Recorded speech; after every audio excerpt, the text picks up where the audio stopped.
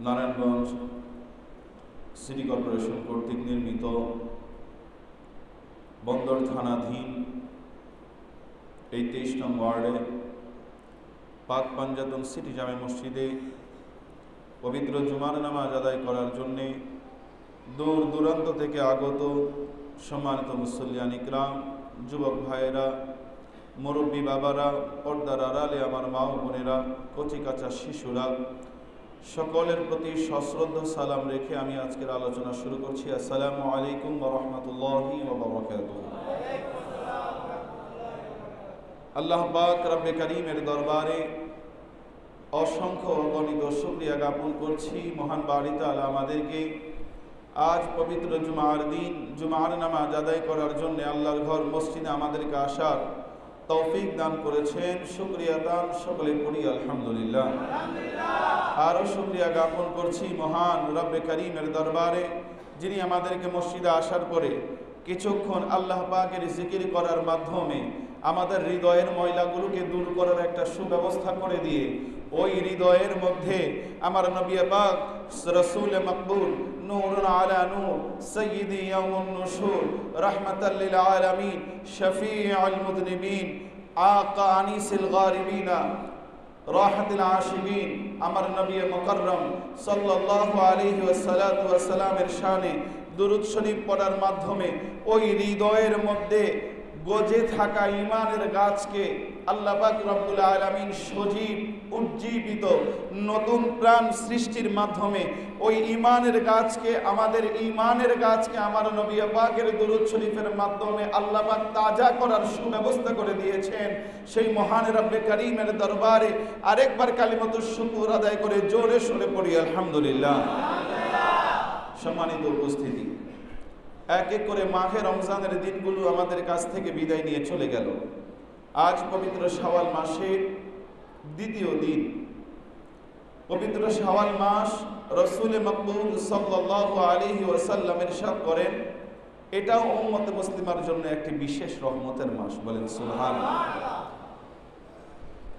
মাহে রমজানের দিনগুলি যারা মাহে রমজানের হক পরিপূর্ণ আদায় করতে পেরেছে, যারা মাহে রমজানে নিজের জীবনকে পরিবর্তন করতে পেরেছে, যারা মাহে রমজানের আখলাকে নিজের চরিত্রকে সুন্দর করতে পেরেছে, যারা মাহে রমজানের তরবিয়তে নিজের ভিতর এবং বাহির উভয় দিক থেকেই নিজের জীবনকে সাবলীল করতে পেরেছে, তাদের জন্যই এই মাহে রমজান শেষ হওয়ার পরে শাওয়াল মাসের 1 তারিখে পবিত্র ঈদুল ফিতরের মাধ্যমে আনন্দ, উদযাপন, খুশি, উদ্দীপনা, নতুন জীবন, নতুন প্রাণ সৃষ্টি, হৃদয়ের মধ্যে নতুন গাছ জীবন, নতুন একটা অবস্থার প্রণয়নের মাধ্যমে উম্মতুল মুসলিমার যারা মুমিন বান্দা রয়েছেন, মুমিনে হক যারা রয়েছেন, ওই মুমিনে হকদেরকে নিজের জীবনের মধ্যে নতুন আরেকটি অবস্থা তৈরি করা, নতুন একটি হাল সৃষ্টি করা, নতুন অবস্থার মাধ্যমে নিজের জীবনকে সুন্দর করার যেই ধারা আল্লাহ পাক রব্বুল আলামিন আমাদেরকে দিয়ে দিয়েছেন,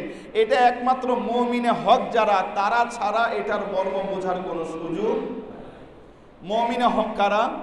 আল্লাহ পাক রব্বুল আলামিন 9 নম্বর পারার 16 নম্বর পৃষ্ঠায় সূরা আনফালের মধ্যে আল্লাহ পাক ঘোষণা করছেন, ইন্নামাল মুমিনুনা আল্লাযীনা, নিশ্চয়ই মুমিন তারা, ইযা যুকিরাল্লাহ, যাদের সামনে আল্লাহর আয়াত, আল্লাহর জিকির যখন করা হয়, ওয়াজিলাত কুলুবুহুম, তাদের হৃদয় বাগবাগ হয়ে যায়, তাদের হৃদয়ের মধ্যে হাল সৃষ্টি হয়, তাদের হৃদয় এত বেশি আনন্দের সৃষ্টি হয়, তাদের হৃদয়ের মধ্যে খৌফে খুদা, কুরবতে ইলাহি, মুহাব্বতে ইলাহি, তাদের মধ্যে রাজায়ে ইলাহির একটা ধারা তৈরি হয়ে যায়।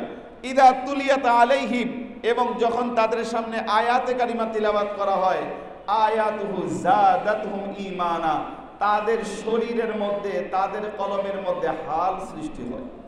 হাল মানে, হাল হচ্ছে স্বাভাবিক অবস্থার চাইতে একটু ব্যতিক্রমী অবস্থা। যখন কোনো বান্দা আল্লাহর প্রেমে বিভোর হয়ে গিয়ে, যখন কোনো বান্দা, যখন কোনো উম্মত আমার রাসূল পাকের ভালোবাসায় নিজেকে সিক্ত করে, যখন আল্লাহ এবং তার রাসূলের মহাব্বতে নিজেকে বিলীন করে দিয়ে, যখন আল্লাহ এবং তার রাসূলের মহাব্বতের নূর তার সিনার মধ্যে পতিত হতে থাকে, ওই মুহূর্তে তার শরীরের যে অবস্থা তৈরি হয়, এটাকে বলে হাল। এটাকে কি বলে? হাল, অবস্থা, সৃষ্টি। এই হাল আবার 40 প্রকার। হাল কয় প্রকার? 40 প্রকার। শেখ তরিকত মুজাদ্দেদ আল ফিসানি রহমতুল্লাহি আলাইহি তার মাকতুবাত শরীফের মধ্যে এই 40 প্রকার হালের কথা বলেছেন। আয়াতুহু যাদাতহুম ঈমানা ওয়া আলা রাব্বিহিম ইয়াতাওয়াক্কালুন, এবং তারা সর্ব অবস্থায় তাদের রবের প্রতি তাওয়াক্কুল করে, আস্থা রাখে, তাদের রবের প্রতি বিশ্বাস রাখে। এই গুণগুলো বর্ণনা করার পর পরের আয়াতে আবার আল্লাহ পাক রব্বুল আলামিন বলছেন, আল্লাযীনা ইউকিমুনাস সালাহ, যারা নিজেদের মধ্যে সালাত প্রতিষ্ঠা করে, আদায় নয়, কি করে? প্রতিষ্ঠা করে। কেমন? আল্লাহ পাক 21 নম্বর পারার প্রথম পৃষ্ঠায় আবার বলছেন যে আকিমিস সালাতা লিযিকরি, আকিমিস সালাতা লিযিকরি, নিশ্চয়ই আমার নামাজই হচ্ছে আমার স্মরণ। সুবহানাল্লাহ পড়ে। আবার আরেকটু উপরে আমার আল্লাহ পাক রব্বুল আলামিন আবার বলছেন যে ইন্নাস সালাতা তানহা আনিল ফাহশাই ওয়াল মুনকার ওয়ালা যিকরুল্লাহি আকবার, নিশ্চয়ই নামাজ তোমাকে সমস্ত সব ধরনের মুনকার, অপছন্দনীয়, ফাহেশা, অশ্লীল কাজ থেকে নিশ্চয়ই নামাজ তোমাকে বিরত রাখে। এবং কি বললেন? ওয়ালা যিকরুল্লাহি আকবার, এবং এটাই হচ্ছে আল্লাহ পাকের সবচেয়ে বড় জিকির। এখন নামাজ যদি আমাদেরকে সমস্ত খারাপ কাজ থেকে বিরত রাখে, তাহলে বুঝতে হবে নামাজের যে 5 ওয়াক্ত নামাজ আমরা পড়ি, এই 5 ওয়াক্ত ছাড়াও নামাজের আরো কিছু অবস্থা আছে, নামাজের আরো কিছু তরবিয়ত আছে, নামাজের আরো কিছু শিক্ষা আছে, যে শিক্ষার দ্বারা মানুষ 24 ঘন্টা মানুষ সমস্ত প্রকার আল্লাহর অপছন্দনীয় কাজ থেকে মানুষ নিজেকে বিরত রাখে। নামাজ তাকে শেল্টার দেয়, নামাজ তাকে হেফাজত করে। ওই নামাজিদের নামাজের কথাই বর্ণনা করতে গিয়ে আল্লাহ মুমিনদের সিফাত তুলে ধরে আল্লাহ বলছেন যে আল্লাযীনা ইউকিমুনাস সালাহ, যারা সালাত প্রতিষ্ঠা করে, অর্থাৎ তারা আল্লাহর হুকুমের বাইরে এমন কোন কাজ হোক তারা করে। আল্লাযীনা ইউকিমুনাস সালাহ ওয়া মিম্মা রাযাকনাহুম ইউনফিকুন, আমি আল্লাহ তাদেরকে যা রিজিক দিয়েছি, কম হোক বেশি হোক, কম হোক বেশি হোক, সে যে অবস্থাতেই থাকুক না কেন, সে আমি আল্লাহর রাস্তায় খরচ করি, সে আমি আল্লাহর রাস্তায় খরচ করি। এরপরেই আল্লাহ পাক বলতেছেন, যাদের সম্পর্কে বলছেন তাদেরকে মেনশন করে আল্লাহ ইশারা করছেন, উলাইকা হুমুল মুমিনুনা হাক্কা, এরাই হচ্ছে মুমিনে হক। এরাই কি? মুমিনে হক। সম্মানিত উপস্থিতি, আর এই রোজার যে অবস্থা, রোজার যেই হাত, রোজার যেই তরবিয়ত, এটা যার মধ্যে আসবে সেই মুমিনে হকে পরিণত হবে। সুবহানাল্লাহ। আমার রাসূল সাল্লাল্লাহু আলাইহি ওয়াসাল্লাম এই রোজা, এই মাহে রমজান, এই রোজা কাদের কবুল হয়েছে, এই মাহে রমজানের রোজার কবুলিয়তের দরজা কারা লাভ করতে পেরেছে, আমার রাসূল কত সুন্দর করে জানিয়ে দিলেন। এই মাহে রমজানের রোজা তাদেরই কবুল হয়েছে। ওই মকবুল বান্দাদের কিছু নিদর্শন আছে, কিছু নিদর্শন আছে, যেই নিদর্শনগুলো দেখলে বোঝা যাবে যে এই ব্যক্তির মাহে রমজানের রোজা কবুল হয়ে গেছে। সুবহানাল্লাহ। ওই নিদর্শনগুলো কি? ওই নিদর্শনগুলোর মধ্যে 1 নম্বর নিদর্শন হলো, যখন মাঘে রমজানের রোজা শেষ হয়ে যাবে, মাঘে রমজান ছাড়াও তাদের জীবনের মধ্যে রোজার প্রভাব থাকবে। মাহে রমজানের দিনগুলোকে তারা যেভাবে অতিবাহিত করত, রমজানের দিন ছাড়াও তারা তাদের দিনগুলোকে সেভাবেই অতিবাহিত করবে। মাহে রমজানে তারা যেমনিভাবে নিজেকে সমস্ত প্রকার আল্লাহর অপছন্দনীয় কাজগুলো থেকে নিজেকে গুটিয়ে রাখতো, বিরত রাখতো, এই রমজান ছাড়াও এই রমজানের হাল তার মধ্যে সৃষ্টি হবে না, আমি এই কাজটা করতে পারবো।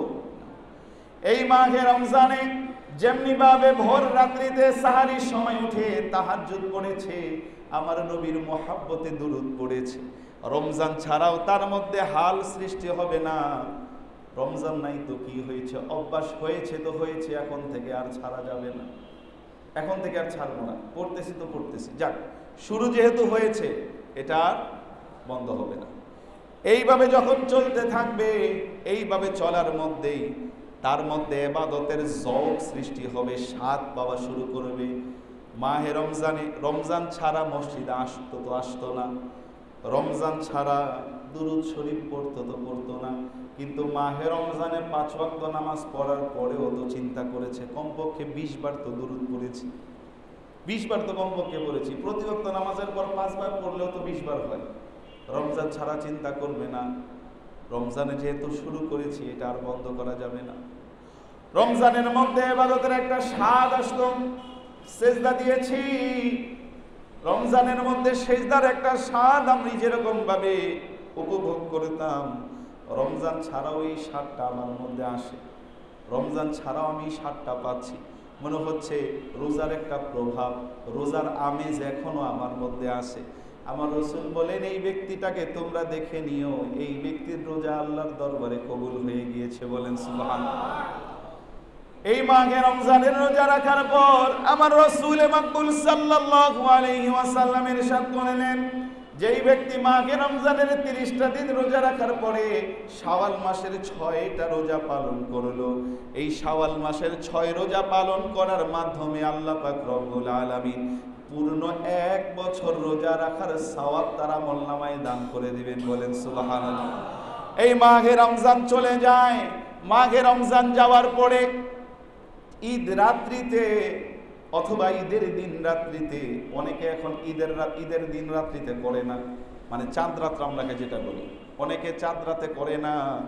এখন অনেকে আবার নতুন করে ট্রেডিশন বের করেছে ঈদের রাত্রিতে, সেটা কি বক্স বাজানো আছে না, বক্স বাজানো কি 1 মাস রোজা রাখছি, 1 মাস পরে একটু আনন্দ ফুর্তি, রাস্তার মোড়ে ওই যে লাইটিং করা হয়, ইয়াং ছেলেরা লাইটিং করে, এরপরে রাস্তার মধ্যে একটু প্যান্ডেল করে বক্স এনে লাইটিং করে বাস নাচানাচি আল্লাহ ভালো, তাই না? তার মানে 1 মাস যেটা করতে পারি নাই 1 রাত্রে সেটা শেষ করে দেব। তো একজনকে বলা হলো যে ঈদের রাত্রিতে করো না, চাঁদ রাত্রিতে। কেন? চাঁদ রাত্রি করলে এটা হচ্ছে ঈদের রাত্রটা, এটার মূল্য কতটুকু? আমার রাসূল বলেন 5 রাত্রিতে দোয়া কবুল হয়। কয় রাত্রি? 5 রাত্রিতে দোয়া কবুল হয়। এই 5 রাত্রির মধ্যে কোন কোন 5 রাত্র? লাইলাতুল কদরের রাত্র, লাইলাতুল শবে বরাতের রাত্র, সুবহানাল্লাহ পড়ে, লাইলাতুল কদরের রাত্র, শবে বরাতের রাত্র, এরপরে হচ্ছে লাইলাতুল মিআরাজের রাত্র এবং 2 ঈদের রাত্র।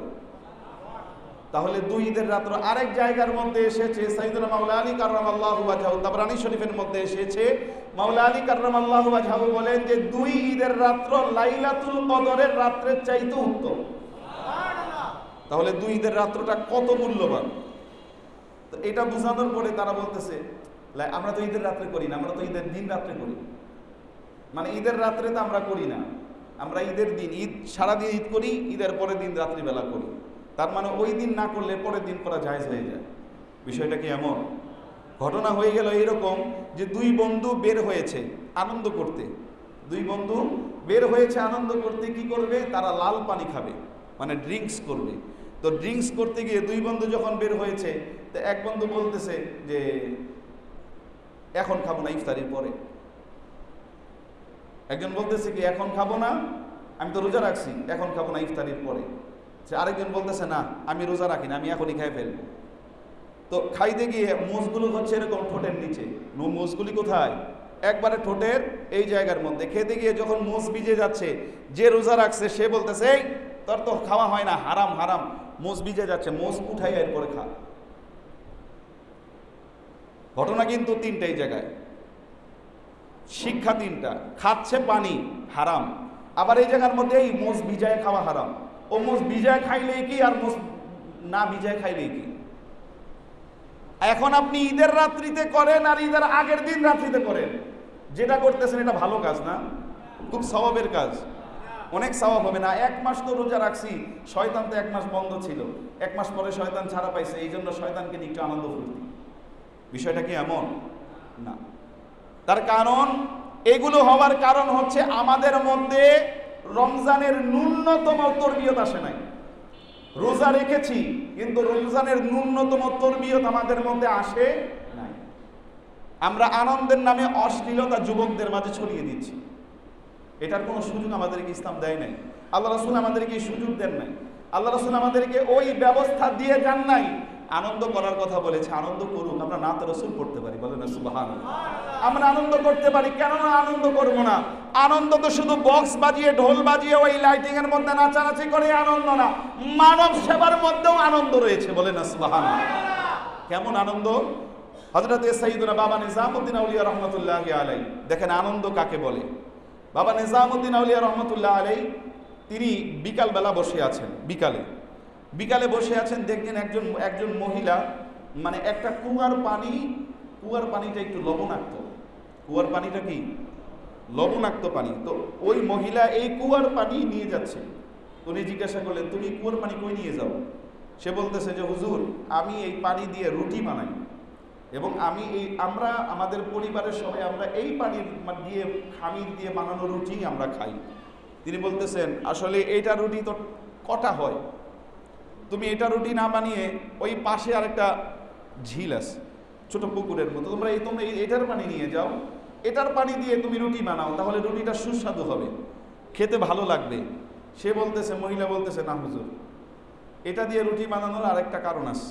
আরেকটা কারণ হচ্ছে আমরা খুব গরিব, আমরা এই লবণাক্ত জিনিস দিয়ে পানি দিয়ে রুটি বানালে এই রুটিটা আমাদের পেটের মধ্যে দীর্ঘক্ষণ থাকে এবং এই রুটিটা হজম হয় খুব দেরিতে। আর মিষ্টি পানি দিয়ে রুটি বানালে ওই রুটিটা তাড়াতাড়ি হজম হয়ে যায়, এই জন্য আমাদের তাড়াতাড়ি ক্ষুধা লেগে যাবে। এই কারণে আমরা এই লবণাক্ত পানি দিয়ে রুটি বানাই, যাতে এই রুটিটা দেরি করে হজম হয়, আমাদের যাতে ক্ষুধা কম লাগে। তো বাবা নিজামউদ্দিন আউলিয়া রাহমাতুল্লাহি আলাইহি বলতেছে, তুমি থাকো কই? বলতেছে, হুজুর আমি পাশেই থাকি। উনি মাটি নিয়ে ওনার চেহারায় মাখতেছে আর মাথায় মাখতেছে আর কাঁদতেছে। বলতেছে, হুজুর আপনি এরকম করতেছেন কেন? বাবা নিজামউদ্দিন আউলিয়া বলতেছে, আমি এইরকম করতেছি এই কারণে যে আমার দরবারের বাইরে তুমি থাকো, তাও কাছেও না, একটু দূরে। তো এই জায়গার মধ্যে তুমি থাকো, আজকে তুমি এইরকম ভাবে রুটি বানাইতেছো, আমি দরবার থাকার পরেও আমি এটা খবর রাখতে পারলাম না, না না, যাও তুমি বাড়িতে যাও, তোমাদের মৃত্যুর আগ পর্যন্ত তোমাদের পরিবারের সমস্ত খাবার আমার দরবার থেকে যাবে, তোমাদের প্রতি ওয়াক্তের খাবার আমার দরবার থেকে যাবে, তোমাদের খাবারের কোনো টেনশন নেই। এখন বলেন তো, শুনে ভালো লাগছে? যদি আপনি নিজে করেন তখন কেমন লাগবে? যখন আপনি এটা নিজে করবেন তখন কেমন লাগবে? বাবাজিরা আমার, এই শাওয়াল মাসের আরেকটা গুরুত্ব হইল, এই শাওয়াল মাসে আমার রাসূল মকবুল সাল্লাল্লাহু আলাইহি সাল্লাতু ওয়াস সালামের শাদী মোবারক হয়েছে। সুবহানাল্লাহ বলেন। এই শাওয়াল মাসে হযরতে মা খাদিজাতুল কুবরা সালামুল্লাহ আলাইহার সাথে আমার নবীজির শাদী মোবারক হয়েছে। এর আগে আমরা একটু চিন্তা করি, বিবাহ এটা কি, জিনিসটা কি? বিবাহ এই জিনিসটা কি? এই জিনিসটা হচ্ছে আল্লাহ পাক মানব সৃষ্টি করার পর মানুষের প্রত্যেকটা জায়গায় যখন যা প্রয়োজন ওই জায়গার মধ্যেই মানুষকে ওই জিনিসটা দিয়ে ফিট করে রেখেছেন।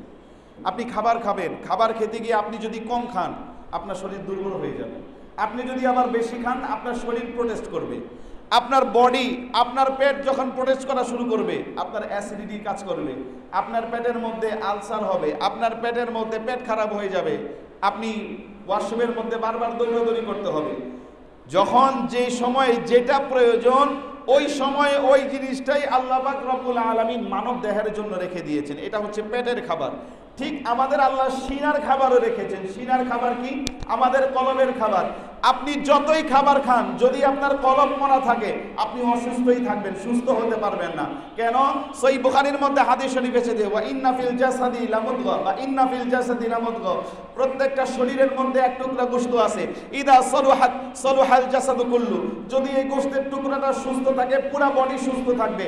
ওয়া ইদা ফাসাদাত ফাসাদাল জাসাদু কুল্লু, যদি এই গোশতের টুকরাটা অসুস্থ থাকে, রোগা থাকে, এই অসুস্থের টুকরাটা যদি গোশতের টুকরাটা যদি ভিকটিম হয়ে যায়, সারা শরীর ভিকটিম হয়ে যাবে। এই গোশতের টুকরাটার নাম কি? এই গোশতের টুকরাটার নাম হচ্ছে আলা ওয়াহিয়াল কলব, ওই জায়গাটার নাম হচ্ছে কলব। বলেন সুবহানাল্লাহ। এই কলবের মধ্যে এই কলবটা কি কারণে অসুস্থ হয়, আবার কি কারণে সুস্থ হয়, এই জায়গার মধ্যেই যদি আমরা যাই, কলব আমাদের কাছে খাবার চায় না, কলব আমাদের কাছে টাকা চায় না, কলব আমাদের কাছে পোশাক চায় না। কলবের মধ্যে অবস্থান হচ্ছে মানুষের রুহের। এই রুহেরও একটা খোরাক আছে, যেমনি ভাবে পেটের খোরাক আছে তেমনি ভাবে রুহেরও খোরাক আছে। আল্লাহ আমাদের পেটের খাবার আমাদেরকে দিয়েছ, রুহের খাবার কি? আমার আল্লাহ বলেন আমিও তোমাদের জন্য রুহের খাবারের ব্যবস্থা করেছি। আলা বিযিকরিল্লাহি তাতমাইন্নুল কুলুব, আমার জিকিরেই হচ্ছে তোমাদের রুহের খাবার। বলেন সুবহানাল্লাহ। এই রুহের খাবার যার যত বেশি, যার রুহানি পাওয়ার যত বেশি, তার ক্ষমতাও তত বেশি। যদিও শারীরিক ক্ষমতা থাকতে পারে, কিন্তু রুহানিয়ত ক্ষমতা যখন আসে তখন শারীরিক ক্ষমতা টিকে কোনোভাবেই টিকে না। কিভাবে বলতে পারেন? হযরতে বাবা নাসিরউদ্দিন সিবা সাদা রহমতুল্লাহি আলাইহি বাংলার মধ্যে, যার মাজার শরীফ পূর্বে আর পশ্চিমে। আমরা তো মানুষ মারা দেই কিভাবে? মানুষ মাটি দেই উত্তরে আর দক্ষিণে। ওনার মাজার শরীফ পূর্বে আর পশ্চিমে, সিলেটের মুরার বন্দে। যাদের অবিশ্বাস হয় আপনারা যেয়ে দেখতে পারেন। তিনি যখন হযরত বাবা শাহজালাল ইয়ামানির সাথে যখন বাংলার মধ্যে আগমন করলেন, বাংলাতে আগমন করে বাবা শাহজালাল ইয়ামানি জিজ্ঞাসা করেছে, তোমাদের মধ্যে কে আছে যে আসরের সুন্নত বাদ দেও নাই? তিনি বালেগ হওয়ার পরে আসরের নামাজের সুন্নত, আমরা যে আসরের জামাতের আগে 4 রাকাত সুন্নত করি, এটা কি সুন্নতে মুআক্কাদা না সুন্নতে গায়রে মুআক্কাদা? সুন্নতে গায়রে মুআক্কাদা। আপনি পড়লে সওয়াব আছে, না পড়লে গুনাহ নাই। সুন্নতে গায়রে মুআক্কাদা। হযরতে শাহজালাল ইয়ামানি বলছেন এই সুন্নতে গায়রে মুআক্কাদাও কে জীবনে কোনোদিন বাদ দাও নাই? আসো। হযরতে বাবা নাসিরউদ্দিন সিবা সালা বললেন, হুজুর অধম আছে, আজান দাও। আজান দেওয়ার জন্য যখন দাঁড়ালেন, পাথরের উপরে দাঁড়িয়ে যখন আজান দেওয়া শুরু করলেন, একদিকে উনি বলছেন আল্লাহু আকবার, আল্লাহু আকবার, অপরদিকে গৌর গোবিন্দর প্রাসাদের গম্বুজগুলি থরথর করে কেঁপে ভূমির মধ্যে লুটিয়ে পড়লো। বলেন সুবহানাল্লাহ। বক্স লাগিয়েছিল? বক্স নাই, ছিল রুহানি পাওয়ার। আর এই রুহানি পাওয়ারটা আসে সরাসরি আল্লাহ এবং তার রাসূলের কাছ থেকে। এই রুহানি পাওয়ারের মূল কেন্দ্রবিন্দু হচ্ছে মুহাম্মদুর রাসূলুল্লাহ। এই মুহাম্মদুর রাসূলুল্লাহ সাল্লাল্লাহু আলাইহি ওয়াসাল্লাম, আমার রাসূলের কাছ থেকে যখন রুহানি পাওয়ার আসে, আমার রাসূল যখন কাউকে রুহানি পাওয়ার দেয়, সমস্ত দুনিয়া তার কদমের মধ্যে লুটিয়ে পড়ে যায়। বলেন সুবহানাল্লাহ। এই কারণে ওলি আল্লাহরা কারো ধর্ণা ধরে না, আমরা সবাই ওলি আল্লাহর ধর্ণা ধরি। ওলি আল্লাহদেরকে দেখেছেন আপনারা? ওলি আল্লাহরা কারো ধর্ণা ধরেছে না, কোনোদিন ধর্ণা ধরে নাই। সবাই ওলি আল্লাহর ধর্ণা ধরে। কেন? তার কারণ হচ্ছে মান কুনতু মাওলাহু ফালাহুল কুল। সিররুল আসরারের মধ্যে আমার শাইখে তরিকত, আমার গাউসুল আজম বরপীর আব্দুল কাদের জিলানী বলছেন, মান কুনতু মাওলাহু ফালাহুল কুল। তুমি যদি তার হয়ে যাও, সমস্ত সৃষ্টি তোমার হয়ে যাবে। বাবাজিরা আমার, এটা গেল রুহানি পাওয়ার। আল্লাহ পাক আরেকটা জিনিস দ্বারা মানুষকে সৃষ্টি করেছেন, সেটার নাম হচ্ছে নফস। সেটার নাম কি? নফস। এই নফসানি পাওয়ার যখন এই বান্দার মধ্যে কাজ করে, যখন রুহানি পাওয়ারের চাইতে নফসানি পাওয়ার বেড়ে যায়, তখন বান্দা পশুতে পরিণত হয়। কি হয়? পশু। কেমন পশু? নিজের বাবাকে টুকরা টুকরা করে বস্তার মধ্যে ভরে। মানুষের মধ্যে হিতাহিত জ্ঞান থাকে? নিজের সন্তানকে মা, যেই মা সন্তানকে জন্ম দিল, ওই মা সন্তানকে আরেকজনের আশায় ফ্রিজের মধ্যে বন্দি করে দেয়। ফ্রিজের মধ্যে শিশু বাচ্চাকে বন্দি করে রেখে দিয়েছে। তার কারণ কি? তার মধ্যে নফসানিয়ত কাজ করেছে। নফসানিয়ত কাজ করার কারণে তার মধ্যে মনুষ্যত্ব নাই, পশুর চাইতেও তারা নিকৃষ্ট হয়ে গিয়েছে। তো আল্লাহ পাক রব্বুল আলামিন এই নফসানিয়তটাকে ঠিক রাখার জন্য, এই ব্যালেন্সটাকে ঠিক রাখার জন্য আল্লাহ পাক রব্বুল আলামিন মানব জীবন একটা প্রশান্তির ব্যবস্থা করলেন। প্রশান্তির ব্যবস্থা কি? প্রশান্তির ব্যবস্থাটা আল্লাহ করে দিলেন মানুষের বিবাহের মাধ্যমে। বলেন সুবহানাল্লাহ। আমার আল্লাহ পাক রব্বুল আলামিন 21 নম্বর পারার 5 নম্বর পৃষ্ঠায় কত সুন্দর করে সূরা রুমের মধ্যে ঘোষণা করলেন, ওমিন আয়াতিহি খালকুস ওমিন আয়াতিহি আন খালাকালাকুম মিন আনফুসিকুম আজওয়াজান লিতাসকুনা ইলাইহা ওয়া জাআলা বাইনাকুম মাওয়াদ্দাতাও ওয়া রাহমা। আমি আল্লাহ পাক রব্বুল আলামিন আমার নিদর্শন, আমার সিম্বল বানিয়েছি তোমাদের মধ্যে নারী পুরুষ সৃষ্টি করে, এবং তোমাদের মধ্যে আমি একটা আলাদা সম্পর্ক তৈরি করে দিয়েছি। আজওয়াজাল লিতাসকুনা ইলাইহা, তোমাদের স্ত্রীদের মাঝে তোমাদের প্রশান্তি আমি রেখে দিয়েছি।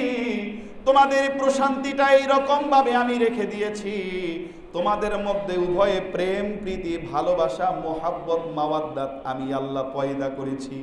যেই মেয়েটা 20 বছর বাবার ঘরে থেকেছে, ওই মেয়েটা 20 বছর পরে যখন স্বামীর ঘরে আসলো, স্বামীকে পাওয়ার পর এখন স্বামী তার জীবন, স্বামী তার মরণ।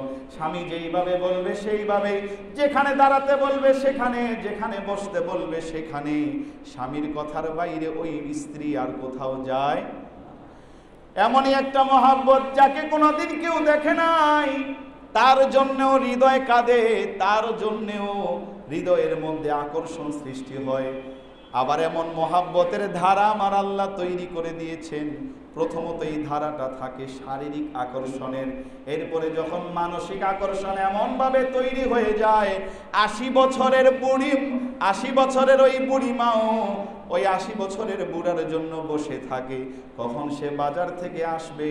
যদি দেরি হয় আবার নাতি নাতকুরকে পাঠিয়ে দেয়, যে দেখো তোমার দাদা এখনো কেন আসে না, যাইয়া একটু অগ্রসর হয়ে দেখো রাস্তার মধ্যে ক্লান্ত হয়ে গেল না কি হয়ে গেল। সুবহানাল্লাহ বলেন। এই যে আমার আল্লাহ বলেন আমি মাওয়াদ্দা ওয়া রাহমাত সৃষ্টি করেছি, উভয়ের মধ্যে প্রীতি ভালোবাসা সৃষ্টি করেছি। এই ভালোবাসাটাকেই আমি আল্লাহ আমার নিদর্শন বানিয়ে দিয়েছি। বলেন সুবহানাল্লাহ। বাবাজিরা আমার, প্রত্যেকটা জায়গায় প্রত্যেকটা মানুষের প্রত্যেকটা সৃষ্টির অবস্থানের কর্তব্য রয়েছে। আমার আল্লাহ পাক রব্বুল আলামিন এই জায়গায় মানুষের অবস্থান কি, মানুষ কিভাবে আচরণ করবে, মানুষ কিভাবে তার জীবনধারা পরিচালিত করবে, এইটা বোঝানোর জন্য আমার আল্লাহ আমার নবীজির জীবনকে আমাদের সামনে তুলে ধরেছেন। দেখো তোমাদের দাম্পত্য জীবনটা কিরকম হওয়া উচিত, তোমরা স্বামীরা স্ত্রীর সাথে কিভাবে আচরণ করা উচিত, আবার স্ত্রী ও স্বামীর সাথে কিভাবে নিজেকে প্রেজেন্ট করা উচিত, তার আনুগত্য করা উচিত। এটার একটা রোল মডেল আমি তোমাদের জন্য রেখে দিলাম। এই রোল মডেল যখন তুমি তাকাবে, এই সৃষ্টির শুরু থেকে শেষ পর্যন্ত, সে হিন্দু হোক, মুসলমান হোক, খ্রিস্টান হোক, যে কোনো মানুষই হোক না কেন, যখন ওই রোল মডেলের দিকে তুমি তোমার দৃষ্টি নিক্ষেপ করবে, তোমাকে ওই জায়গার মধ্যে তোমার জীবনের সুন্দর আদর্শ তুমি পেয়ে যাবে। বলেন সুবহানাল্লাহ। আমার দয়াল নবীজি বয়স তখন 25। কত? আম্মা জান মা খাদিজাতুল কুবরা সালামুল্লাহ আলাইহা বয়স তখন 40। যেই মক্কার মধ্যে নারীদেরকে জুতার চাইতেও নিকৃষ্ট ভাবা হতো, স্বয়ং কাবাঘর যখন তাওয়াফ করা হতো, কাবাঘর 360টা মূর্তি সহ কাবাঘরের ভিতরে, ওই কাবাঘর যখন তাওয়াফ করা হতো, একটা জায়গার মধ্যে নারীদেরকে উলঙ্গ করে রাখা হতো। যখন যার প্রয়োজন, যাকে দেখতো তাকেই ব্যবহার করতো। নাউজুবিল্লাহ বলেন। ওই সময়ে মক্কার মধ্যে যাকে সবাই এক নামে চিনত, তাহেরা, তাইয়েবা, মহাপবিত্রা হিসেবে যার উপাধি ছিল, তিনি হচ্ছেন মা খাদিজাতুল কুবরা সালামুল্লাহ আলাইহা। বলেন সুবহানাল্লাহ। একদিক থেকে তার এই চারিত্রিক সম্মান, দুই পারিবারিক সম্মান। পারিবারিক সম্মান অবস্থাটা হচ্ছে এমন, আম্মাজান মা খাদিজাতুল কুবরাকে সবাই চিনে। দুই ফ্যামিলি স্ট্যাটাস, বিশাল বড় ব্যবসায়ী। বর্তমানে পৃথিবীর বিল গেটস বা এলন মাস্ক 1 নম্বর ধনী, তাই না? আরবের 1 নম্বর ধনী হচ্ছেন মা খাদিজাতুল কুবরা। আরবের 1 নম্বর ধনী, 2 তলা বাড়ি, দক্ষিণ দিকে বারান্দা। আম্মাজান মা খাদিজাতুল কুবরা সালামুল্লাহ আলাইহার ব্যবসায়িক ধারা ছিল এমন, যখন তিনি সিরিয়ার মধ্যে ব্যবসা করার জন্য লোক পাঠাতেন, প্রায় 2 মাইল জায়গা তার উট চলতে থাকতো। উট সিরিয়াতে নিয়ে যাচ্ছে মাল, 2 মাইল উটের সিরিয়াল। ব্যবসায়ী কত বড়! এমনকি যার বাড়ির চাকর চাকরানীরা যেই তাঁবুর মধ্যে থাকতো, ওই তাঁবুর যে রশি, ওই রশির মধ্যে স্বর্ণ পেঁচানো থাকতো। যার বাড়ির দাসীর তাঁবুর রশির মধ্যে স্বর্ণ পেঁচানো থাকতে, সেই মালেকায় আরব কেমন ছিল? বলেন না সুবহানাল্লাহ।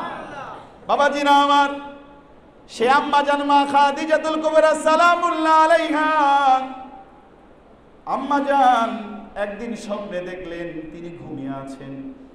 হঠাৎ করে আসমানের সূর্য তার খাটের উপরে চলে আসে। আসমানের সূর্য তার খাটের উপরে চলে এসেছে।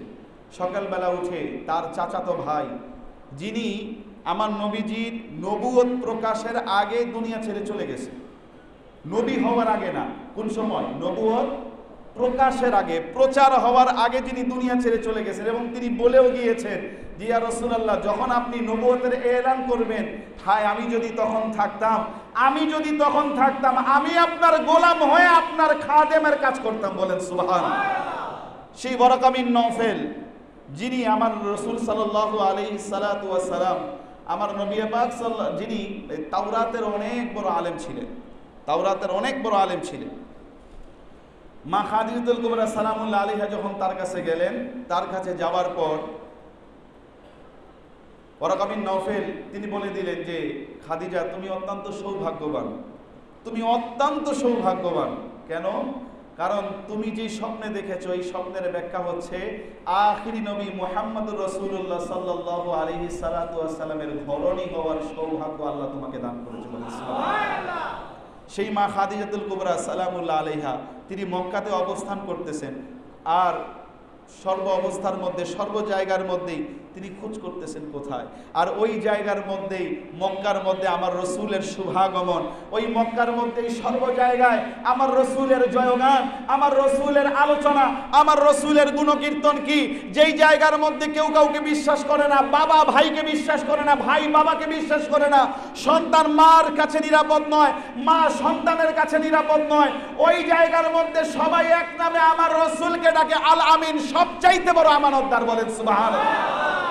আমার রসুলকে সবাই বলে আল আমিন, সবচাইতে বড় আমানতদার, যার কাছে দিনের বেলা এসে বিরোধিতা করে, আমার রসুলের বিরোধিতা, আবার রাত্রিবেলা এসে সম্পদ রেখে যায়, যে আমার এই সম্পদ ধন আপনার কাছে রাখেন, 2 দিন পরে নিয়ে যাব। তো লোকজন জিজ্ঞাসা করে, তুই না সকালবেলা তারে বকছস, ইসলাম প্রচার কারণে না সকালবেলা তাকে তুমি নানান কথা বললে, রাত্রেবেলা দিয়ে আবার রেখে আসতেছো। সে বলতেছে, যদি ওরা আমরা সকালবেলা বকছি, কিন্তু এখন যে রাত্রেবেলা রাখে আসলাম, আমি ওনার সম্পর্কে এতটুকু জানি যে আমরা যাই কিছু বলি না কেন, ওনার চাইতে এত বড় আমানতদার, ওনার চাইতে এত সলিড আর কেউ নাই। This is brand. এভাবেই প্রত্যেকটা যুবককে ব্র্যান্ড তৈরি করার জন্যই আমার রাসূল শিক্ষা দিয়েছেন, যেন তোমার জীবনের মধ্যে তুমি নিজেকে এমনভাবে প্রতিষ্ঠিত করো, তোমার জীবনকে তুমি এমনভাবে সাজিয়ে তোলো, তোমার জীবনটাকে তুমি এমনভাবে গঠন করো, যাতে তোমাকে দেখলে আরেকজন বলে আমাকে এমন হওয়া উচিত। যদি আমরা ঢোল বাজে আর বক্স বাজে ওই নাচানাচি করি, তাহলে বলবে ঈদের রাত্রিতে, হ্যাঁ এই সন্তানরা, এই ঈদের রাত্রিতে আমাদেরকে এটাই করতে হবে। বাবাজিরা আমার, হযরত মা খাদিজাতুল কুবরা সালামুল্লাহ আলাইহার বিশাল সম্পদ দেখাশোনা করার মতো লোকের অভাব। সম্পদ কাকে দেখাশোনা করবে? মা খাদিজাতুল কুবরার একজন বান্ধবী, আমার নবীজির ফুপি যান হযরত মা সাফিয়া সালামুল্লাহ আলাইহা, যিনি মাওলা আলী কাররামাল্লাহু ওয়াজহাহুর ফুপি, হযরতে খাজা আবু তালেব রাদিয়াল্লাহু তাআলা আনহুর বোন হযরত মা সাফিয়া সালামুল্লাহ আলাইহা, তিনি বলতেছেন যে আলোচনা করতে গিয়ে কথায় কথায় যে আমার এই ব্যবসাটা কিভাবে চলবে, আমি কোনো বিশ্বস্ত মানুষ পাচ্ছি না। মা সাফিয়া বললেন, একজন বিশ্বস্ত মানুষ আছে, তার বিশ্বস্ততার জয়গান সারা আরবই জানে। তো মা খাদিজা বলতেছেন যে তুমি যদি একটু মেহেরবানি করে একটু বলতে বা একটু ব্যবস্থা করে দিতে, তাহলে আমার জন্য ভালো হতো। যখন আমার রাসূল সাল্লাল্লাহু আলাইহি সাল্লাতু ওয়াস সালাম তার বাড়িতে আসলেন, মা খাদিজাতুল কুবরা সালামুল্লাহ আলাইহা দূর থেকে দাঁড়িয়ে দেখছেন, আহ মোহনী সূরত, বলে না সুবহানাল্লাহ। যেই সূরতের কসম আমার আল্লাহ সূরা দুহার মধ্যে করে, বলে না সুবহানাল্লাহ। কি সুন্দর চুল মোবারক, যেই চুল মোবারকের কসম আমার আল্লাহ সূরা দুহার মধ্যে করে, বলেন সুবহানাল্লাহ। ওয়াল লাইলি ইযা সাজা ওয়াদ দুহা, আবার আমার আল্লাহ এর আগের সূরাতের মধ্যে, আগের সূরার মধ্যে বলছেন ওয়াল লাইলি ইযা ইয়াগশা, আবার আগের সূরার মধ্যে আমার আল্লাহ বলছেন ওয়াশ শামসি ওয়া দুহাহা, আবার সর্বশেষে আমার আল্লাহ সূরা 3 এর মধ্যে বলেছেন লাকাদ খালাকনাল ইনসানা ফি আহসানি তাকওয়িম, আমি তো ইনসানে কামেল সৃষ্টি করেছি, ইনসানে কামেলের মধ্যে যত রকমের গুণ আমি আল্লাহ দিয়ে দিয়েছি, আমি আল্লাহ তোমাদের মাঝে একটা ডেমো উপস্থাপন করেছি, আর এই ডেমোর নাম হচ্ছে মুহাম্মদুর রাসূলুল্লাহ, বলেন সুবহানাল্লাহ। বাবাজিরা আমার রাসূল যখন ওই জায়গায় উপস্থিত, মা খাদিজাতুল কুবরা সালামুল্লাহ আলাইহা যিনি কাজ করছেন, মেষ চড়াতে যাবেন আমার রসুল। প্রত্যেক নবী রসুলদের জীবনের মধ্যেই, অধিকাংশ নবী রসুলের জীবনের মধ্যে এটা পাওয়া যায় যে তারা মেষ চড়িয়েছেন বা দুম্বা চড়িয়েছেন। এটা একটা ক্যারেক্টার, আমার আল্লাহ রোল প্লে করেছেন নবীদের মাধ্যমে। কেন? ওইখানে তো রাখাল, মানে আস্তাগফিরুল্লাহ, ওইখানে তো মানে ওই দুম্বা বা মেষ চড়িয়েছেন, আর এখানে আমাদের মতো দুম্বা আর মেষগুলোকে চড়িয়ে মানুষ বানিয়ে দিচ্ছে। বলেন সুবহানাল্লাহ। কারণ আমরা তো দুম্বা, ছাগল, গরু ছাড়ার কিছু নই, আমরা হাতে পায়ে মানুষ। কিন্তু আমার আল্লাহ বলেন, বোঝার পরেও, কলব থাকার পরেও বোঝে না। লাহুম কুলুবুল লা ইয়াফকাহুনা বিহা ওয়া লাহুম আ'য়ুনুল লা ইবসিরুনা বিহা ওয়া লাহুম আযানুল লা ইয়াসমাউনা বিহা। কলব থাকার পরেও বুঝে না, অনুধাবন করে না, চোখ থাকার পরেও দেখে না, কান থাকার পরেও শোনে না। এই সকল ব্যক্তিরা চতুষ্পদ জন্তুর চাইতেও নিকৃষ্ট। আর এগুলাকে মানুষ বানানোর জন্যই আমার রসুল এসেছেন। বলেন না সুবহানাল্লাহ। বাবাজিরা আমার রসুল মেষ চড়াতে যাবে। মেষ চড়ানোর আগে যারা মেষ চড়িয়েছে তারা এই বিষয়গুলো তারা নেওয়ার সময় প্রত্যেককেই মা খাদিজাতুল কুবরা সালামুল্লাহ আলাইহার লোক বলতেছে, কতগুলি নিলেন একটু হিসাব করে নিয়ে যান।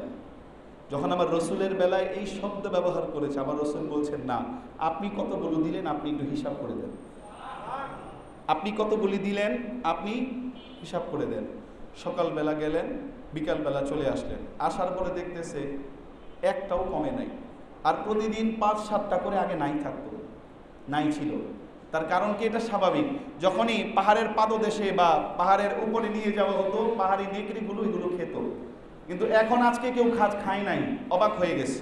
মা খাদিজার কাছে যখন যাইয়া এই কথা বলল, মা খাদিজা বলতেছেন, আমি তো এর চাইতে বড় আরেক জিনিস দেখেছি। কি দেখেছেন? মা খাদিজা বলতেছেন, আমি দেখলাম যখন এর আগে যারা দুম্বা মেষগুলোর দায়িত্ব যারা নিয়েছিল তারা পিছনে থাকতো আর এই পশুগুলো সামনে থাকতো, আর আমি তার জন্য তার দিকে তাকিয়ে দেখলাম তিনি আগে আগে হাঁটছেন আর তার সাথে আদবে সমস্ত পশুগুলো তার পিছনে পিছনে হাঁটছে। বলেন সুবহানাল্লাহ। আমরা চিনি না, পশুরা চিনি। এই জন্য আমরা আরেক কারণে পশুর চাইতে নিকৃষ্ট। আমরা চিনি নাই, পশুরা চিনে। চিনার কারণেই তো কারো কাছে মনের কথা না বললেও আমার নবীর কাছে বলে। পাগল উঠ, এরপরও আমার নবীর কাছে বলে, জানে যে এই জায়গার মধ্যে আর কেউ আমার কথা বুঝুক আর না বুঝুক, আমার একজন বান্ধব আছে যিনি আমার কথা বুঝবে। বলেন না সুবহানাল্লাহ। বাবাজিরা আমার, মা খাদিজাতুল কুবরা সালামুল্লাহ আলাইহার সবচাইতে বিশ্বস্ত ম্যানেজার মাইসারাকে ডাকলেন। মাইসারাকে ডাকার পরে মাইসারাকে বলছে, মাইসারারে, আমি একটা সিদ্ধান্ত নিয়েছি। এইবারের সিদ্ধান্ত হইল, আমি তো প্রতি বছর সিরিয়ার মধ্যে ব্যবসার কারণে আমি আমার মাল সামানা পাঠাই, তোমাকে আমি তার নাজিম বানিয়ে পাঠাই, তোমাকে তার দায়িত্ব দিয়ে পাঠাই। কিন্তু এইবার আমি তোমাকে তার দায়িত্ব দিব না। এবার আমি এই ব্যবসার জন্য আরেকজনকে নিযুক্ত করেছি। কিন্তু তোমার একটা কাজ থাকবে, তোমার একটা কাজ থাকবে। তুমি তো সব সময় বড় হয়ে যাও, এবার আমি তোমাকে একজনের খাদেম বানিয়ে পাঠাবো। মাইসারা, তোমার আর কোনো কাজ নাই, তুমি শুধু তাকে দেখবে, তাকে পর্যবেক্ষণ করবে। সে কি করছে, সে কিভাবে চলে, সে কিভাবে খায়, সে কিভাবে কথা বলে, সে কিভাবে হাঁটে, তার মানুষের সাথে কথা বলার ধরন কেমন, তার অবস্থা কেমন। তোমার কাজ শুধু এইটাই। তোমাকে আমি একজনের খাদেম বানিয়ে পাঠালাম। মাইসারা বলতেছে, আচ্ছা হে মালিকায়ে আরব, সৈয়দাতুত তাহেরা তৈয়বা, আপনি কার খাদেম বানিয়ে আমাকে পাঠাচ্ছেন, আমাকে একটু যদি দেখাতেন। যখন মাইসারা আমার রসুলকে দেখলেন, দেখার সাথে সাথে মাইসারা বলতেছে, আম্মা জান মা খাদিজাতুল কুবরা, আপনি যদিও আমাকে এইবার যদি আপনি আমাকে নাজিম বানিয়ে পাঠাতেন, যদি আপনি তাকে সাথে পাঠাতেন, আমি আল্লাহর কসম করে বলে আমি তার খাদেম হয়ে এমনিই থাকতাম। বলেন সুবহানাল্লাহ।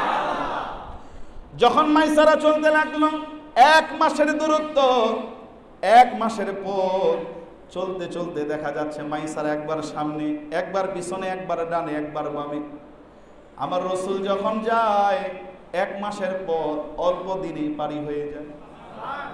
কারণ আছে তো ইবনুল ওয়াক্ত, আছেন কে? ইবনুল, যারা মানে আমার রসুলের আরেকটা সম্মান হচ্ছে সময় নিজ গতিতে চলে, সময়ের ধারা সময় নিজ গতিতে চলে, কিন্তু যখন আমার নবীর বেলায় আসে, আমার নবীজির অবস্থানে যখন আসে, আমার নবীজির গোলামি যখন করতে আসে, তখন সময় বলে এখন আমার নিজ গতি নাই, রসুলের যেই গতি, রসুলের হুকুমের যেই গতি, আমারও সেই গতি। বলেন সুবহানাল্লাহ। বাবাজিরা আমার রসুল যখন চলতে লাগলেন, সিরিয়ার মধ্যে যখন পৌঁছাইলেন, সিরিয়ার মধ্যে এখন যখন ব্যবসার দোকানপাত্রে সাজানো বসা, আমার রসুল পিছনে বসা মাইসারা বিক্রি করতেছে, লোকজন যা আছে এখন এখান থেকে এসে কিনে, আর অন্য কোনো জায়গায় লোক যায় না। এই দোকানেই যেটা 1 মাসে বিক্রি হওয়ার কথা সেটা 10 দিনে বিক্রি হয়ে শেষ। 1 মাসের জিনিস 10 দিনে বিক্রি শেষ। তো বিক্রি হওয়ার পরে শেষ দিন মাইসারা চিন্তা করতেছে যে আমি এত পরিমাণ এত বড় ব্যবসায়ী হয়ে গেছি যে আমি এমনভাবে ব্যবসার মধ্যে লাভ করলাম। তারপর আবার আরেক কথা, যেই মালের যেই দরই বলতেছে, কেউ আইসা মালের দর দাম লয়ে কেউ বাড়াবাড়িও করে না। আপনি 10 টাকার জিনিস 50 টাকা বলছেন, 50 টাকায় কিনতে রাজি, তারপর আমার এই দোকানেরই মাল লাগবে, এমন একটা অবস্থা। তো মাইসারা চিন্তা করলো যে আমি একটু, আমার মধ্যে একটা ফখর এসেছে। ফখরটা কি? আমি কত বড় ব্যবসায়ী হয়ে গেছি, আমি ব্যবসার ধারা বুঝে গেছি, আমার ব্যবসার অবস্থা হচ্ছে এরকম যে আমি আমার ব্যবসায়ী পলিসির মধ্যে আমি ব্যবসাটাকে এমনভাবে সাজাতে পেরেছি, আমি ব্যবসাটাকে এমনভাবে করতে পেরেছি যে 1 মাসের জিনিস 10 দিনে বিক্রি করতে পেরেছি। মানুষজন শুধু আমার কথা শুনিয়ে আসে, আমার থেকেই জিনিস নিচ্ছে। আমার আল্লাহ শুনে নাই? জোরে বলেন, শুনে নাই? আমার রসুল চলে গেলেন অন্দরে, ভিতরে চলে গেছে। এমন সময় একজন রাহিব এসেছে। রাহিব বলা হয় কাকে? ইহুদি ধর্মীয় যারা ধর্মযাজক থাকে তাদেরকে বলা হয় রাহিব। একজন রাহিব, খুব মুরব্বী, সে এসেছে। এসে একটা পণ্যের দাম জিজ্ঞাসা করলো, এটার দাম কত? তো মাইসারা বলতেছে এটার দাম 60 দিরহাম। কত? 60 দিরহাম। তো ওই ব্যক্তি বলতেছে যে মাইসারা তুমি তো ভুল দাম চেয়েছো, এটার দাম তো 15 দিরহাম।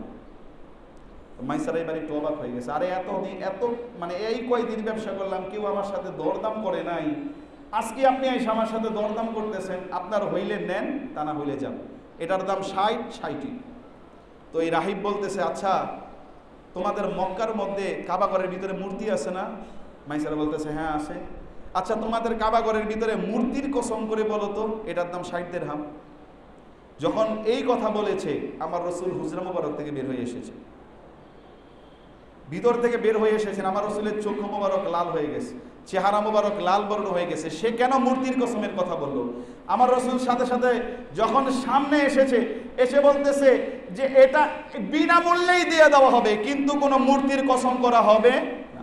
যখন আমার রসুল এই কথা বললেন, রাহেব সাথে সাথে চিৎকার দিয়ে বলতেছে এই মাইসারা, আমি তো তোমার কাছে মূল নিতে আসি নাই, আমি তো তোমার কাছে পণ্য নেওয়ার জন্য আসি নাই, যাকে দেখার জন্য এসেছি সে তো অন্দরের মধ্যে ছিল, আমি যাকে দেখার জন্য এসেছি সে তো ভিতরে চলে গিয়েছে, আমি মূর্তির কসম করেছি এই কারণে তিনি আসবেন, আমি তাকে এক নজরে দেখব, তার কারণ আমি তাওরাতের মধ্যে যার সুরতের কথা বর্ণনা পড়েছি, আজকে আমি স্বয়ং সেই রসুলকে দেখতেছি। বলেন সুবহানাল্লাহ। আমার রসুলের কথা বলেন না। আমার রসুল আবার অন্দরে চলে গেলেন, রাহিব পণ্য নিয়ে গেল, মাইসারা চিঠি লিখলো।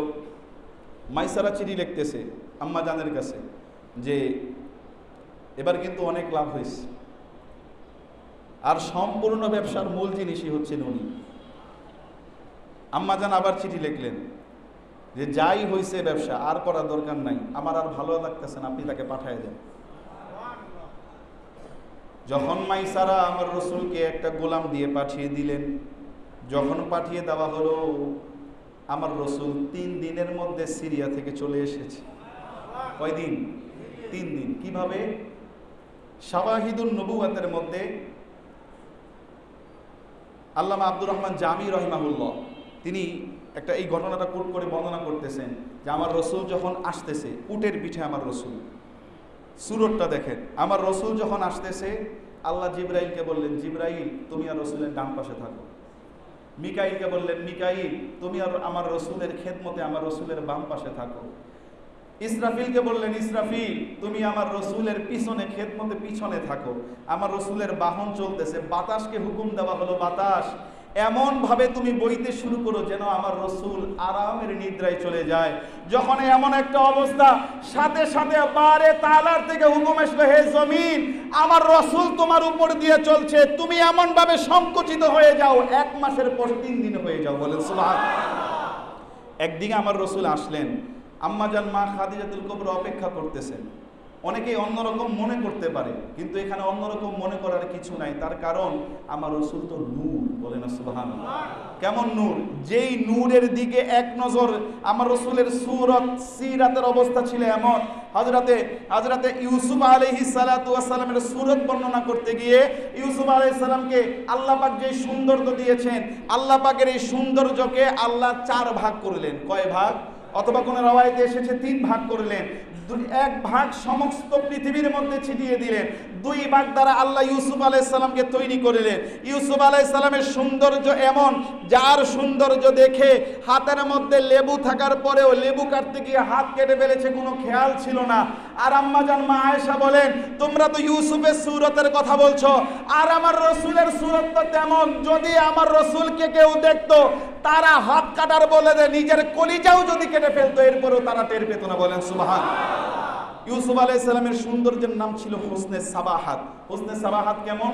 একটা যদি 2000 পাওয়ারের লাইট জ্বালানো হয়, এই লাইটটার দিকে বেশিক্ষণ তাকিয়ে থাকা যাবে, আপনি চোখ জমাতে পারবেন না। ইউসুফ আলাইহিস সালামের সৌন্দর্য ছিল তেমন, যদি তার চেহারা মোবারকের দিকে কেউ তাকাইতো, সৌন্দর্য জমতো না, চোখ জমে থাকতো না। আর আমার নবীকে যে সৌন্দর্য দেওয়া হয়েছে, এই সৌন্দর্যের নাম হচ্ছে হুসনে মালাহাত। ইউসুফ আলাইহিস সালামের দিকে কেউ তাকিয়ে থাকতে পারতো না, আর আমার নবীর চেহারা মোবারকের দিকে যদি কেউ একবার তাকাইতো, চোখ আর সরাইতে পারতো না। বলেন সুবহানাল্লাহ। এটার নাম ছিল হুসনে মালাহাত। আমার রসুল আসলেন, আম্মাজান দেখতেছেন, কারণ এ তো নবুয়তী, মহানবুয়তী নূর, রাহমা হাবিবে খোদার নূর। যে দেখেছে সেও পাগল হয়েছে, যে না দেখেছে সেও পাগল হয়েছে। যারা বলেন না সুবহানাল্লাহ। ওয়াইসাল কারানি সরাসরি দেখেছে, আর রুহানিতে এমন সাক্ষাৎ ওয়াইসাল কারানির সাথে আমার রসুলের, অন্য কারো নাই। আমার রসুলের ভুরু মুবারক কেমন এও জানে, আমার রসুলের শরীর মুবারকে কোন জায়গায় কোন পশম মুবারক আছে এটাও জানে, অথচ জীবনে কোনোদিন সরাসরি সাক্ষাৎ হয় না। সম্মানিত উপস্থিতি, আম্মাজান দেখলেন আমার রসুল চলে গেলেন, সব কিছু বুঝিয়ে দিয়ে হুজরায় চলে গেলেন। মাইসারাও চলে আসলো। মাইসারাকে বলতেছে, মাইসারা আমার এখানে, মানে আমার ইয়ামানের মধ্যে বিশাল এক বাগান আছে, ওইখানে খোলা বাড়ি আছে, খেজুরের বাগান আছে, আনারের বাগান আছে, আঙ্গুরের বাগান আছে। মাইসারা আমি তোমাকে সব দিয়ে দেব, বিনিময়ে একটা জিনিস চাই। কি? তুমি আমাকে একটু বর্ণনা করো তো সিরিয়ার অবস্থাটা কেমন, আমাকে বলো কেমন। এখন মাইসারা নিজেও কান্না করে আর বলে যে আমি কি বলবো, লোকজন তো পণ্য কিনতে আসে না, শুধু ওনার দিকে তাকিয়ে থাকে। লোকজন যদি আসে, ওনার চেহারা মুবারক যখন দেখে, আর যখন আমি মাইসারা ওনার প্রত্যেকটা কাজগুলি আমি পর্যবেক্ষণ করেছি, সামনে পিছনে ডানে সর্ব অবস্থায়, আমি দেখতেছি ওনার চাইতে সুন্দর, ওনার চাইতে ভালো আমি আর কাউকে দেখি না। সে আম্মাজান মা খাদিজাতুল কুবরা যখন আমার নবীজির হুজরা মুবারকে বাসর রাত্রিতে সমস্ত জায়গা সম্পত্তি সব কিছু হুইলগুলো এনে আমার রসুলের কদম মোবারকে দিয়ে দিয়ে বললেন, ইয়া রাসূলুল্লাহ, ইয়া হাবিবাল্লাহ, আর কিছু না, আর কিছু না, সব কিছু আমি আপনার কদমে দিয়ে দিলাম।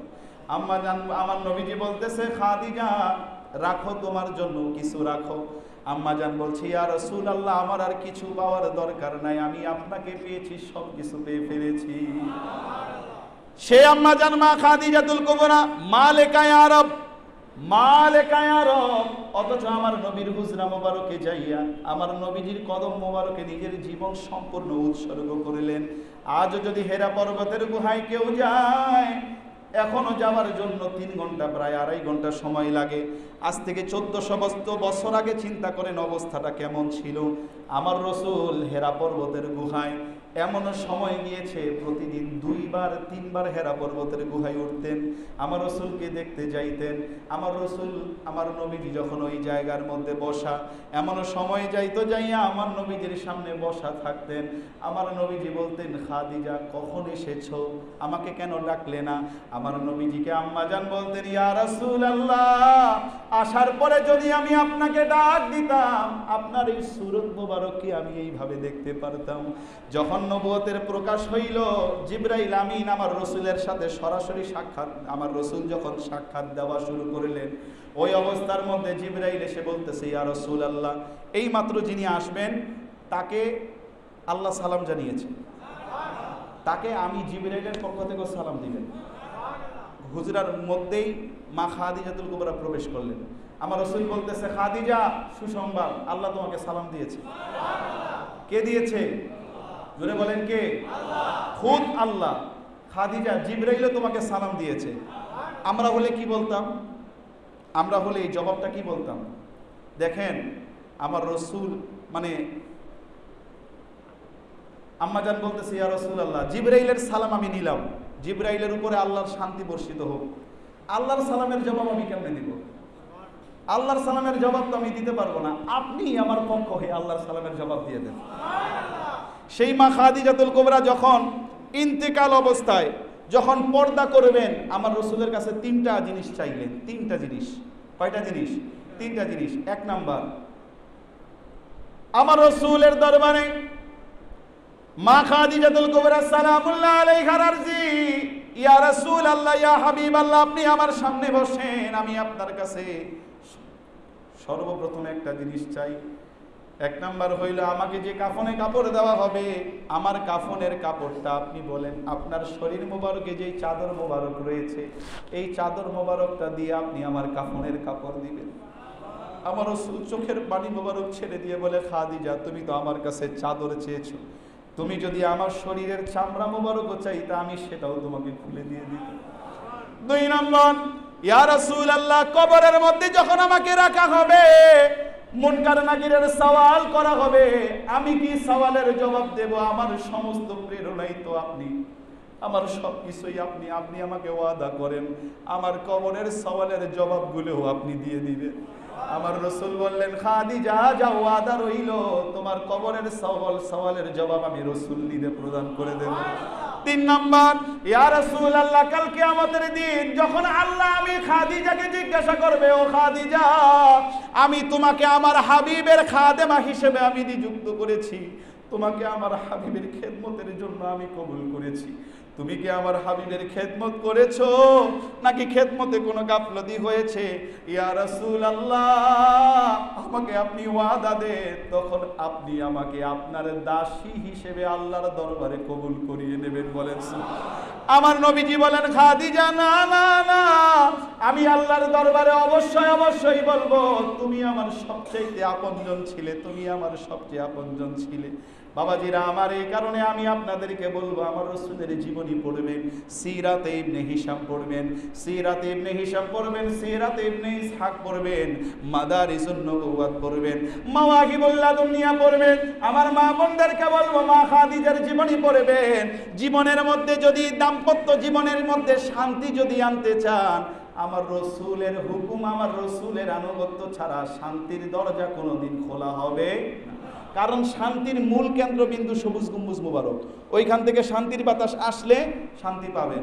আর যদি পর্দা বন্ধ রাখেন, সারা জীবন থাকতে পারবেন, কোটি কোটি টাকা থাকতে পারবে, শান্তি আর নজরে আসবে।